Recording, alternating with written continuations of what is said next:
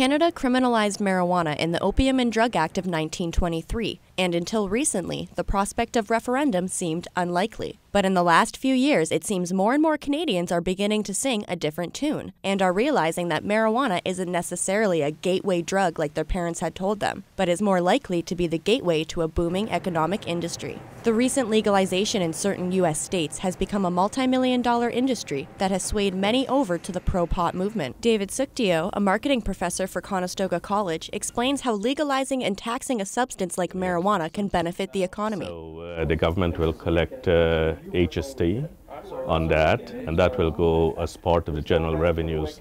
In addition, if it's legalized, you'll have companies employing people, and the companies will be paying CPP and EI on behalf of these individuals, so that will go towards the economy as well. Although the revenue from sales alone would be enough to ease some financial stress, the marijuana industry is more than just profiting from the sales of the psychedelic substance. Legalization offers cities the potential to open other marijuana-friendly businesses, including some that Canada already has right now. The Hot Box Café is Eastern Canada's first marijuana cafe, located in the heart of Kensington Market in Toronto. Abby Roach has owned and operated the cafe for almost 15 years. You can dab, you can toke, but it's all sort of at your own risk. We just provide a nice, comfortable, fun environment for you to chill out, blaze, have a good time. The rules are you have to be 18 years or older and must supply your own marijuana. The cafe has tables, TVs, board games, and a pool table for customers, and is combined with a storefront that specializes in smoking devices and paraphernalia. So how does a business like this operate while marijuana is still very much illegal in Canada? Legally, what we're doing is illegal. It's aiding and abetting possession. But there's never been a fight, there's never been a stabbing, there's never been gunshots go off in the place. It's usually pretty calm, pretty quiet.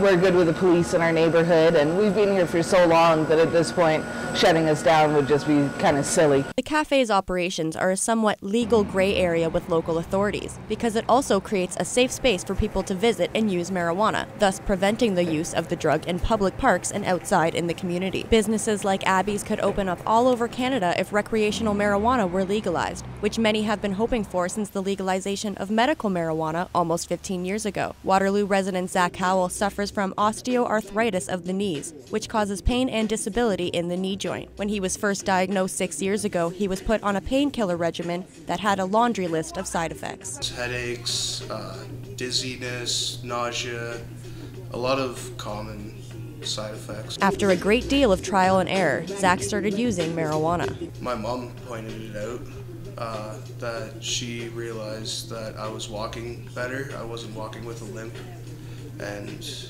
yeah, that's pretty much when we realized that it actually worked for me. Although medicinal marijuana helps people like Zach, some members of the cannabis community feel that the medicinal movement deters everyone else's rights. The medical marijuana movement has screwed up everything for everybody else's freedom, because now the government's like, oh, well, we gave freedom to people that are dying of cancer and AIDS, so forget about everybody else. But marijuana legalization isn't about medication or sickness. It's about my personal choice and my personal freedom to be able to do what I want with my body. The marijuana topic has also been controversial due to the upcoming federal election. Justin Trudeau's pro-legalization campaign for the Liberal Party originally created a lot of hope for the cannabis community. What I would ask Justin Trudeau is, are you serious?